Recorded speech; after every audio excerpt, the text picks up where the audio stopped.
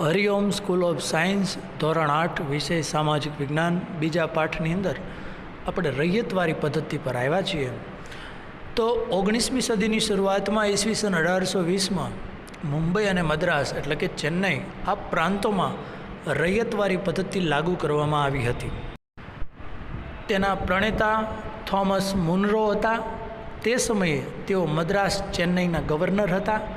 આ પદ્ધતિમાં જમીન ખેડનારને જમીનનો માલિક બનાવવામાં આવ્યો હતો।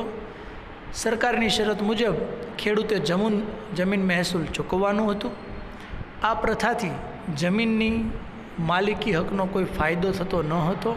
તેના કારણો કે ભાઈ જમીન જેની માલિકીની હોય એનો માલિકી હકનો ફાયદો શું કામ નહોતો થતો?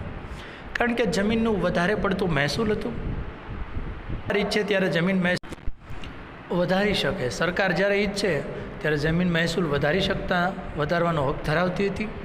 કોઈપણ સ્થિતિમાં અનાજ ન પાકે કે નાશ પામે તો પણ રૈયત જમીન મહેસૂલ તો રૈયત જમીનનું આપવું જ પડતું હતું। એટલે ટૂંકમાં રૈયતવારી પદ્ધતિ ખૂબ ખેડૂતો માટે ત્રાસદાયક હતી। જે કોણ લાવ્યું હતું? Thomas Munro. મહાલવારી પદ્ધતિ। મહાલવારી પદ્ધતિનો અમલ ઉત્તર પશ્ચિમ પ્રાંત અને મધ્ય ભારતના કેટલાક પ્રદેશોમાં થયો હતો। હોલ્ટ મેકેન્ઝી નામના અંગ્રેજ અધિકારીએ ઈસવીસન 1822માં મહાલવારી પદ્ધતિ દાખલ કરેલ।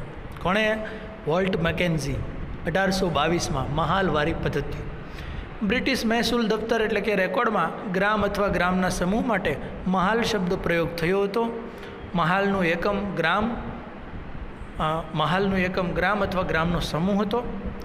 આ પ્રથા અનુસાર મહેસૂલનું એકમ ખેડૂતનું ખેતર નહીં પણ સમગ્ર ગ્રામ કે ગ્રામની જમીનના સમૂહનો સમાવેશ થતો। રૈયતવારીમાં આપણે જોયું કે ભાઈ અમુક રૈયત ઉપર જમીન આપી દે તો એનું મહેસૂલ ભરવાનું, પણ આમાં ખાલી એક જમીન નહીં, આખા ગ્રામની જમીનોનું મહેસૂલ ઉઘરાવવાનું। આ પદ્ધતિમાં ગામનું સર્વેક્ષણ કરી ખેતર અથવા ખેતરોના ઉત્પાદનની આવક વગેરે ધ્યાનમાં લઈ જમીન મહેસૂલ નક્કી કરવામાં આવતો હતો। આથી આ પદ્ધતિ મહાલવારી પદ્ધતિ તરીકે ઓળખાય। જમીન મહેસૂલ વસૂલ કરવાની જવાબદારી ગામના મુખીને સોંપવામાં આવતી। અંગ્રેજોએ પરંપરાથી ચાલી આવતી જમીન વ્યવસ્થામાં મૂળભૂત ફેરફારો કર્યા। પરિણામે ભારતીય ગામોની સ્થિરતા, સ્વાયત્તતા અને સાતત્ય છિન્ન ભિન્ન થઈ ગયું। છિન્ન ભિન્ન એટલે તૂટી ગયું। ટૂંકમાં શું તૂટી ગયું? કે ભાઈ ગામોની સ્થિરતા, ગામો જે સ્થિર હતા આવકને લઈને તો એ પણ અસ્થિરતા થઈ ગઈ। સ્વાયત્તતા, જે ખેડૂતો પોતાનું છે એવી રીતે કરતા કામ સાતત્ય થવાતું, એ સાતત્ય પણ છિન્ન ભિન્ન થઈ ગયું। એટલે હવે એને ગુલામ જેવી ફિલિંગ આવતી હતી। જાણવું ગમશે કે ઈસવીસન 1765માં બંગાળમાં દીવાની સત્તા પ્રાપ્ત કર્યા પછી કંપનીએ તેના કર્મચારીઓ પાસે બંગાળની વાર્ષિક ઉપજની માહિતી એકઠી કરાવી। ક્યારે દીવાની સત્તા મળી? 12 ઓગસ્ટ 1765માં। અને આ માહિતી એકઠી કરાવી કારણ કે બ્રિટન માટે બંગાળનું મૂલ્ય યુરોપમાં નિકાસ માટે ખેત પેદાશો આપનારું એક ક્ષેત્ર હતું બંગાળ।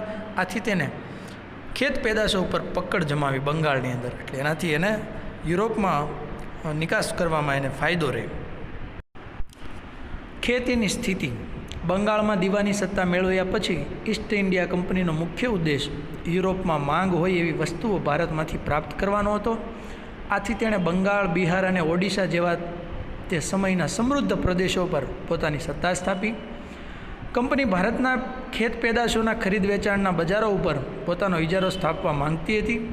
ઇંગ્લેન્ડમાં નિકાસ કરવાની જે જરૂરી વસ્તુઓ હતી તેમાં ખેત પેદાશો મુખ્ય હતી। આથી કંપનીએ ભારતમાં ખેતીનું પોતાની મરજી મુજબ વેપારીકરણ કરવાનો પ્રયાસ કર્યો। એટલે બિઝનેસમાં ટૂંકમાં ખેતીનો ઉપયોગ કરવો। આ પાકોમાં મુખ્યત્વે ગળી, રંગ ચડાવવાનું, ટૂંકમાં કપાસ, કાપડ બનવાનું, કાચું રેશમ, અફીણ અને મરીનો સમાવેશ થતો હતો। આ ખેત પેદાશોનું કંપની શાસન હેઠળ વેપારીકરણ થતાં તેની કેવી સ્થિતિ થઈ તેના વિશે આપણે આજે જોઈએ। કાચું રેશમ। 18મી સદીના સમયગાળા દરમિયાન ઇંગ્લેન્ડમાં કાચું રેશમ સ્પેન અને ઇટાલીમાંથી આવતું હતું। જો બંગાળમાંથી થતું રેશમ હાથમાં આવી જાય તો બ્રિટનને સ્પેન અને ઇટાલી ઉપર નિર્ભર રહેવું ન પડે, એના આધારે ન રહેવું પડે। આથી કંપનીએ ગમે તેમ કરીને ખેડૂતો પર જુલમ ગુજારીને પણ 19મી સદીના અંત સુધીમાં ભારતમાંથી નિકાસ થતા રેશમ ઉપર પોતાની સત્તા સ્થાપી દીધી। વાત કરીએ ગળીની, તો ગળી એક રંગકામમાં વપરાતું દ્રવ્ય હતું. તેનો છોડ ગરમ પ્રદેશોમાં થાય તેની મોટી માંગ હતી. કાપડ ઉપર ભારતની ગળીનો રંગ ચમકતો એ રીતે ઉપસી આવતો હતો. આવો રંગ અન્ય ગળીથી ઉપસતો ન હતો. તેનો ઉપયોગ સુતરાઉ કાપડને રંગવામાં થતો હતો. ઈસવીસન 1790 સુધી યુરોપીય દેશો ગળીનો પુરવઠો કેરેબિયન દેશોમાંથી મેળવતા. કેમ કાચું રેશમ સ્પેન અને ઇટાલીમાંથી મેળવતા, એમ ગળી કેરેબિયન દેશોમાંથી મેળવતા હતા. પરંતુ તેનું ઉત્પાદન ઘટવાથી ભારતીય ગળીની માંગ વધવા લાગી. આથી અંગ્રેજો ભારતમાં પોતાની હકુમત હેઠળના પ્રદેશોમાં યુરોપિયનોને વસાવીને યુરોપિયનના માણસોને ત્યાં જગ્યા આપી રહેવાની ગળીનું ઉત્પાદન વધારવાની કોશિશ કરી. ભારતમાં ગળીના ઉત્પાદનની બે પ્રથા હતી, એક નીજ અને બીજી રયતી. નીજ પ્રથામાં ઉત્પાદકો પોતાના જ હળ, બળદ અને ઓજારોનો ઉપયોગ કરીને ખેતી કરતા. છોડ તૈયાર થાય ત્યારે કાપીને કાચો માલ કારખાનામાં પહોંચાડવામાં આવતો. જ્યારે રૈયતમાં કે રયતી પ્રથામાં ખેડૂત પોતાની જમીન ઉપર ગળીનું વાવેતર કરતો અને તૈયાર થઈ જાય ત્યારે બાંધેલા ભાવે જ કારખાનાને વેચી દેતો. આ પદ્ધતિમાં કારખાનેદાર હોય ખેડૂતને લોન ધીરતો, લોન પણ આપે અને મોટાભાગનું ઉત્પાદન આ પ્રથાથી થતું. કારણ કે ગળીના ઉત્પાદકોને વધુ લાભદાયક હતું. એક તો એનો ભાવ નીચા બાંધવામાં આવે તો ખેડૂતોને તેનું વાવેતર કરવા મજબૂર કરવામાં આવતો. જો ખેડૂત ઇનકાર કરે તો તેના ઉપર જુલમ કરવામાં આવતો અને તેના પાકનો નાશ કરવામાં આવતો.